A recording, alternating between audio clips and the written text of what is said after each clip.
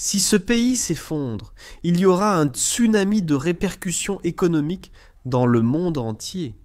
Parce que vous pourriez rester là, être sceptique à propos de la Chine et vouloir que la Chine échoue.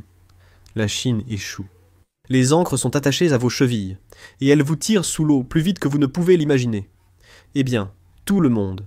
Pour vraiment avoir une idée de ce à quoi ressemble la Chine en 2025, je pense qu'il est toujours important de parler aux expatriés qui vivent ici sur place et qui vivent réellement chaque jour ici en Chine et en font eux-mêmes l'expérience.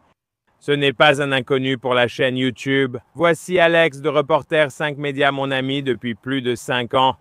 Nous sommes deux YouTubeurs passionnés racontant l'histoire de la Chine et d'autres récits géopolitiques mondiaux.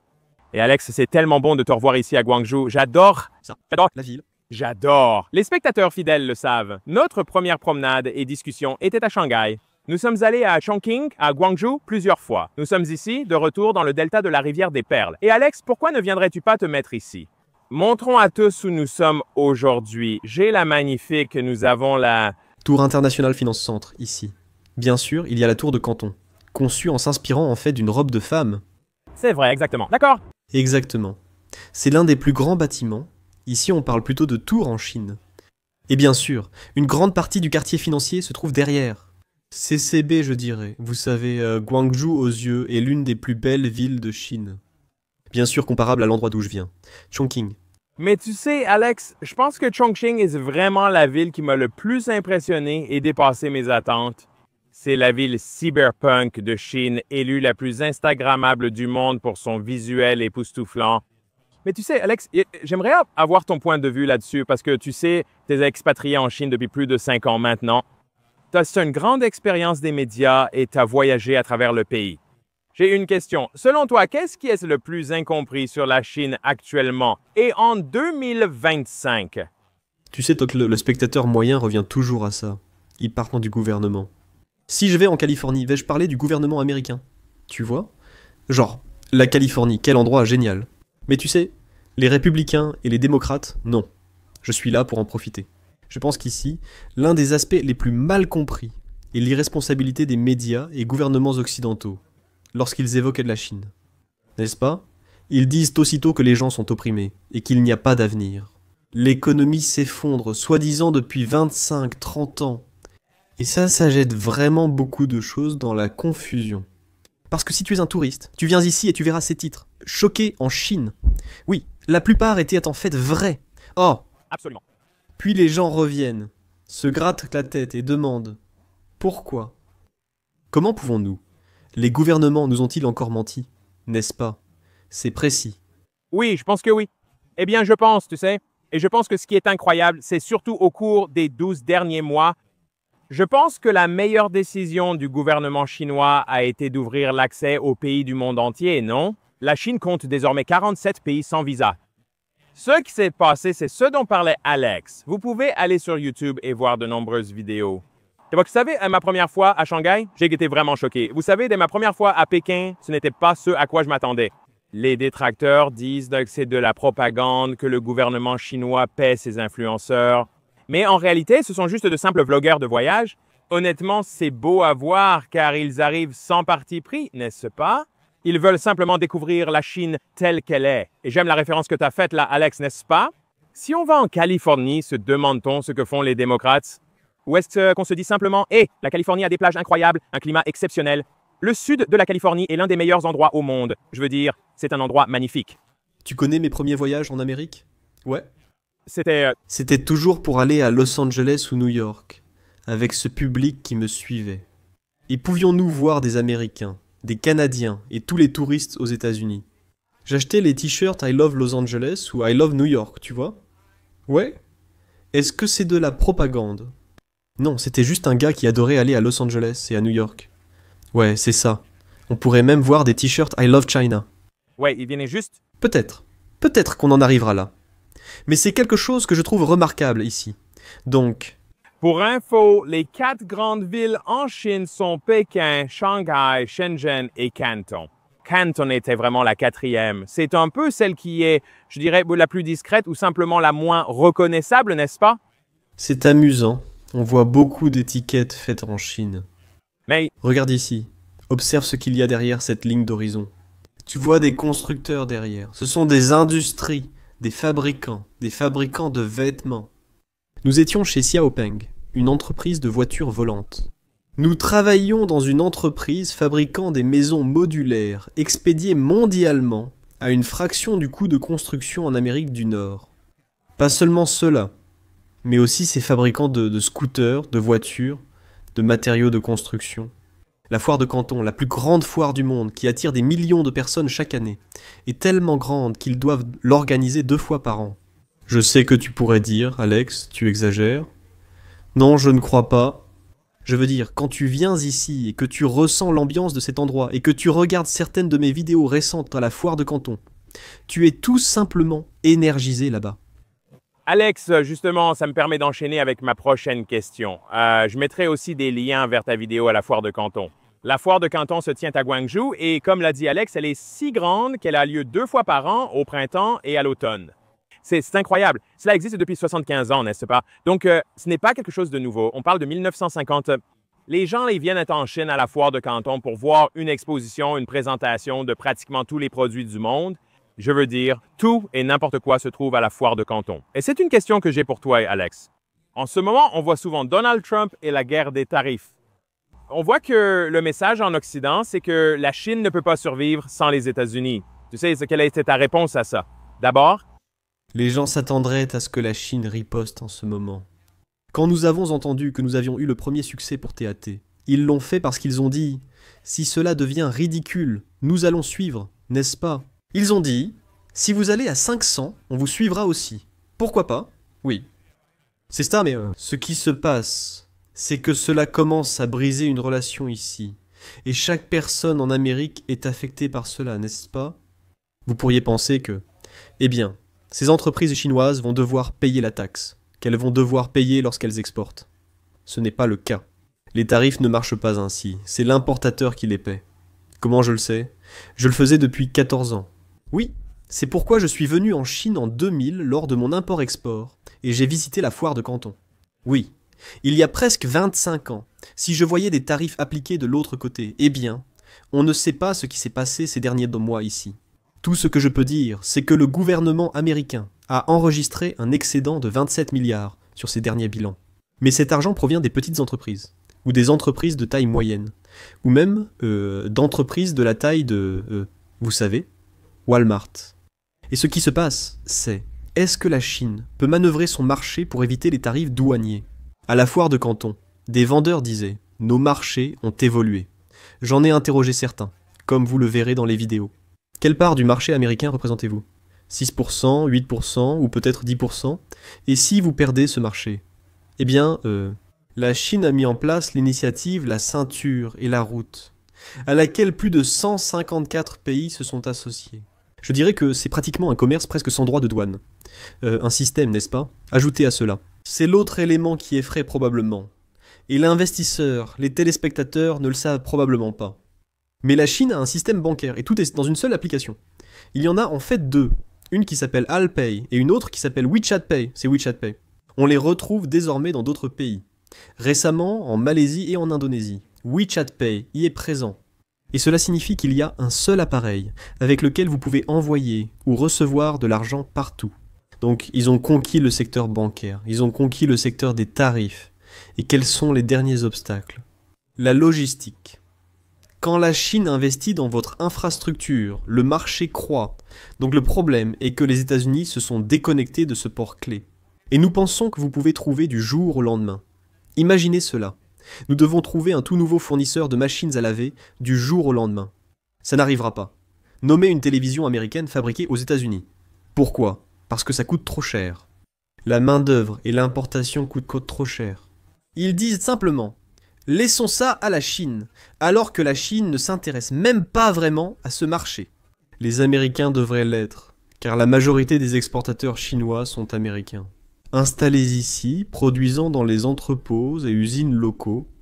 C'est fou par Alex, ouais, mais c'est tellement juste. Et tu sais, nous, comme tu le sais, le mois dernier, je suis allé en Azerbaïdjan, un pays incroyable sur la mer Caspienne. J'ai remarqué l'incroyable transformation de cette ville grâce au commerce. Tu sais, ce qui renforce vraiment la Chine à l'international, ce sont ses partenariats gagnant-gagnant. Et c'était incroyable parce que nous sommes allés chez le concessionnaire BYD, nous avions fait une vidéo. Est-ce que c'est là? Est-ce que c'est là? Ils sont en train de tourner? Oui, ils vendent actuellement environ 150 voitures par mois à Bakou, où c'est le modèle le plus rapide à se vendre. Ce qui est incroyable, c'est que même ce marché et l'Azerbaïdjan riche en pétrole et gaz ont changé. Oui, l'essence est très bon marché là-bas, mais ils ont dit, nous voyons que une voiture 14 000 $ américains, ce qui change la donne sur notre marché. Cela a changé l'économie de l'Azerbaïdjan. Mais plus important encore, Alex, ils ont construit cette chose incroyable, vous savez, la renaissance de la route de la soie. Donc là où commence la route de la soie, c'est à Xi'an. Oui, et pour transporter des marchandises de Xi'an à travers la Chine via le Xinjiang et le Kazakhstan, puis les expédier par bateau en Baltique. Avant, cela prenait 60 jours. Aujourd'hui, c'est fait en 11 jours selon la météo. Sur la mer Caspienne, c'est la dernière étape, vous savez, depuis le Kazakhstan, à travers la mer Caspienne jusqu'à Bakou. Mais c'est là que la ceinture et la route de la Chine entrent en jeu et c'est là que ça devient très intéressant. Je pense que quand on sort de la bulle médiatique occidentale, parce qu'on aime dire que l'Amérique est le centre du monde, n'est-ce pas? Et que tout le monde a besoin des États-Unis. Mais on commence à voir, je veux dire, même ton pays d'origine et le Canada commencent à dire, eh bien, si l'Amérique ne veut pas diriger, peut-être que le Canada doit prendre les devants. Peut-être que nous prendrons les devants. Il va arriver un moment où si l'Amérique ne veut pas diriger et être le leader du monde et rechercher ses relations gagnant-gagnant, d'autres pays vont le faire et d'autres pays vont se tourner vers quelqu'un comme la Chine. Et nous l'avons vu en fait, puisque 79% des pays dans le monde ont désormais une opinion plus favorable de la Chine que des États-Unis. Voici la dernière étude de Pew Research. Le lien sera ci-dessous pour que vous puissiez la consulter. Nous ne critiquons pas l'Amérique, mais les États-Unis ont ici une opportunité. Un gars pro-entreprise est à la Maison-Blanche.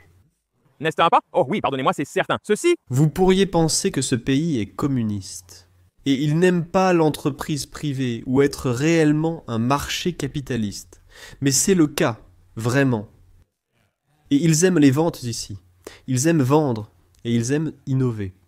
Donc ce qui me trouble ici, c'est que nous avons quelqu'un à la Maison-Blanche qui est pro-entreprise, mais qui investit beaucoup ici et qui dit que nous sommes uniquement pro-entreprise. Si tout est fabriqué aux États-Unis, produit et manufacturé aux États-Unis, je comprends bien, mais ce n'est pas la réalité. non, ce bateau est parti. Je pense qu'il y a un côté où l'on dit, tu sais quoi, comme Donald Trump, j'admire ton patriotisme de vouloir faire les choses en Amérique. Mais tu sais, la réalité, c'est qu'il y a une raison pour laquelle ces emplois sont partis. Il y a une raison pour laquelle Apple fabrique ses iPhones ici en Chine. Ce n'est pas une question de coût, mais des ingénieurs en outillage présents ici. Et c'est pour ça que tout à coup, on voit cette grande annonce selon laquelle Apple se déplace en Inde. Et, tu sais, ils vont tous aller en Inde, tu vois, et beaucoup de gens disent, prendre ça à la Chine, tu vois, genre, va te faire voir. Mais tout à coup, maintenant, ils rencontrent tous ces problèmes. On ne trouve pas ici les ingénieurs en outillage qu'il y a en Chine, ni l'infrastructure ou l'électricité. Je ne critique pas l'Inde. Je veux dire, il y a beaucoup d'Indiens dans la section des commentaires. Beaucoup de gens disent, écoutez, l'Inde a, 15 à 20 ans de retard sur la Chine en ce qui concerne ces choses de base. Et tu sais, je sais qu'un secteur qui te passionne beaucoup, c'est le marché des véhicules électriques. Bien sûr. Incroyable. Nous avons publié une vidéo intitulée « L'Amérique vient de commettre la plus grande erreur du 21e siècle ». Phénomène intéressant, la Chine s'oriente entièrement vers les énergies renouvelables. Donald Trump affirme que les combustibles fossiles sont l'avenir des États-Unis et qu'il poursuivra cette direction. C'est génial, je veux te montrer quelque chose, Cyrus. On ne peut pas inventer ça. Mais ceci s'adresse à tous ceux qui disent « Waouh ! Peut-être que la Chine met ses voitures à énergie nouvelle sur le marché, parce qu'elles sont, vous savez, à prix réduit ou autre. Regardez, toute plaque verte indique un véhicule à énergie nouvelle. Véhicule à énergie nouvelle, véhicule à énergie nouvelle, véhicule à énergie nouvelle, véhicule à énergie nouvelle, véhicule à énergie nouvelle, un bus avec une technologie de batterie. Véhicule à énergie nouvelle, véhicule à énergie nouvelle, véhicule à énergie nouvelle. Oui, encore un véhicule à énergie nouvelle. Oui, encore un à énergie nouvelle. C'est brut, les gars. On est sur l'autoroute. Tu l'as dit, il y a des plaques vertes, mais aussi une plaque bleue. Il reste des voitures à essence. Essence. Des voitures, même anciennes. Mais tu vois, il y a tant de véhicules électriques modifiés.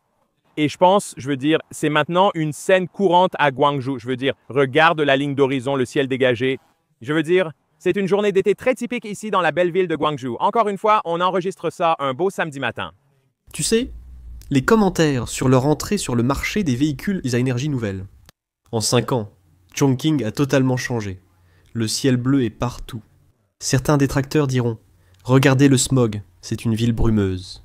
Mais de toute façon, un autre point, c'est que certaines de ces voitures, comme celle-là, l'orange qui vient de passer en arrière-plan, les gens achètent aussi des Tesla ici. Ils soutiennent également le marché américain. Vous pourriez dire, tout cela profite à la Chine et nuit aux États-Unis. Tous les systèmes informatiques de ces bâtiments utilisent probablement Windows de Microsoft, avec des licences payées, et sûrement des puces NVIDIA achetées. Dans certaines de ces voitures, vous verrez aussi des pneus Michelin, Pirelli, Goodyear, ainsi que des freins de banques allemandes. Ce n'est pas à sens unique, c'est une collaboration, et c'est pour ça que ce pays continue d'avancer. Tu sais, Alex, j'adore nos discussions en marchant, c'est incroyable. Je voyage en Chine depuis 18 ans et tu y es venu il y a 25 ans. Nous avons beaucoup d'expérience ici. J'ai une grande question. Le titre de la vidéo d'aujourd'hui concerne l'effondrement de la Chine, sujet dont on parle depuis 25 ans et que tu as évoqué plus tôt. Quelles sont tes réflexions sur l'économie chinoise en 2025 et sur le récit selon lequel l'économie de la Chine s'effondre? Tu as un point de vue intéressant, mais avant ta réponse, tu vois, j'ai remarqué que chaque restaurant où je vais est plein. C'est incroyable de voir la scène des restaurants ici. Certains secteurs, comme celui des véhicules électriques, connaissent un fort essor. Dis-moi ce que tu en penses. Tu sais, est-ce que la Chine s'effondre ici en 2025, tu vois? Je pense qu'une consolidation s'annonce, comme déjà observé sur le marché immobilier où des erreurs ont été commises. Autre point. Quand on parle de spéculation immobilière, sont-elles chinoises ou occidentales? Ou vous achetez une maison pour 200 et quelques années plus tard, vous la revendez pour 60 000 en faisant un bénéfice, n'est-ce pas? En Chine, quand le marché immobilier ralentit, c'est souvent dû à une offre ou une construction excessive, n'est-ce pas? Il faut rappeler que ce pays produit, lors d'une bonne année, entre 10 et 14 millions de bébés par an. Oui. Améliorant son mode de vie. Donc, il va traverser certains changements. Maintenant, les régulateurs ont dit « D'accord, voici les nouveaux règlements de construction. C'est un pays qui est encore en développement. » Mais entendre le mot effondrement, je veux dire, si ce pays s'effondre, il va y avoir un tsunami de répercussions économiques dans le monde entier. Parce que vous pourriez être là, sceptique à propos de la Chine, et vouloir que la Chine échoue. La Chine échoue. Les ancres sont attachées à vos chevilles, et elles vous tirent sous l'eau plus vite que vous ne pouvez l'imaginer. Parce que ce monde est lié à ce pays, il n'y a rien que nous puissions faire pour nous en séparer. Oui, on peut vouloir fabriquer chez soi, je comprends, et vous avez le droit de servir votre pays, je le comprends aussi. La Chine n'essaie pas de s'imposer à vous en disant que vous devez faire ceci ou cela. Tout ce qu'elle fait, c'est comme une petite fleur ici. Comme l'a dit Cyrus, nous sommes passés d'un visa de 72 heures à un visa de 10 jours, puis à l'ouverture de nombreux pays. Les gens disent, s'ils n'ont rien à cacher, pourquoi ne pas simplement ouvrir? Il faut se rappeler que 16 milliards de personnes doivent comprendre. Des centaines de milliers de millions de nouvelles personnes arrivent dans leur pays en disant quoi? D'accord? Les principales villes le montrent. Mais ce mot « effondrement », on l'entend probablement depuis une vingtaine d'années. Ce qui est bien pour l'empêcher, c'est qu'il y a un partenariat fidèle avec la Royal Institution of Chartered Surveyors et la ceinture et la route. Et si la ceinture et la route échouent, alors tout ce rêve, l'Asie du Sud-Est, l'Asie centrale, l'Europe, sera entraînée avec elle. Donc, nous voulons que la Chine gagne. S'il gagne, nous gagnons aussi. Oui, c'est un bon message, là. Et Alex, je pense que c'est un bon moment pour conclure notre petite conversation ici sur ce magnifique pont dans la belle ville de Guangzhou. Je pense que ce message résonne beaucoup sur cette chaîne. Tu me connais depuis le début de ma chaîne. Le message, c'est de dialoguer, d'apprendre et de collaborer. Ma phrase classique, quand États-Unis et Chine coopèrent, tout le monde en profite. Et c'est vraiment un message que je veux envoyer à mes compatriotes aux États-Unis en disant simplement, écoutez, les États-Unis ne peuvent ne pas gagner à moins que la Chine gagne aussi, n'est-ce pas? L'économie des États-Unis est étroitement liée à celle de la Chine, rendant le découplage quasiment impossible. Trouvez-moi un économiste qui conteste ce point. Je pense qu'il faut sortir de cette bulle médiatique occidentale. Je pense que, vous savez, nos politiciens vont vous présenter un certain point de vue sur la Chine. Nos médias vont aussi vous donner un certain angle sur la Chine. Actuellement, la Chine est considérée comme la principale menace mondiale selon les médias et politiciens occidentaux. Mais si vous parlez aux hommes d'affaires, aux économistes et aux personnes qui sont réellement sur le terrain, En vivant ici et en faisant réellement l'expérience, vous verrez la vérité. Et c'est pourquoi nous sommes reconnaissants envers YouTube, nous sommes reconnaissants envers les plateformes et vraiment envers l'essor des journalistes indépendants. Alex, tu as été un atout incroyable pour YouTube, pour la communauté internationale. Et aussi, je t'appelle un peu le maire de Chongqing parce que je pense vraiment que tu as mis cette ville sur la carte au cours des 5 dernières années. Nous allons bien sûr mettre des liens vers la chaîne d'Alex et vous pourrez regarder ces incroyables documentaires Get Télévision. Ça a été un réel plaisir de passer du temps ici avec l'ambassadeur de la paix, Cyrus Johnson. Tout le monde, encore une fois, regardez cette chaîne et profitez-en vraiment, car c'est une éducation gratuite. Il y a des années et des années de vidéos. Si vous découvrez cette chaîne, la chaîne de Cyrus a connu une forte croissance ici durant l'an dernier et demi. Nouveau sur la chaîne, installez-vous et regardez les anciennes vidéos. Pas besoin d'université pour tout apprendre ici. Cyrus Johnson s'est déjà occupé de tout là-bas. Merci à tous. Ce fut un plaisir de vous faire découvrir la belle ville de Canton. Pensez à laisser un commentaire. Dites-nous ce que vous avez pensé de notre promenade et discussion d'aujourd'hui. Et nous sommes de retour en Chine pour tout l'été. Nous avons hâte de partager avec vous d'autres vidéos passionnantes de nos voyages à travers ce pays incroyable. Merci beaucoup à tous. Nous avons hâte de vous retrouver très bientôt dans notre prochaine vidéo.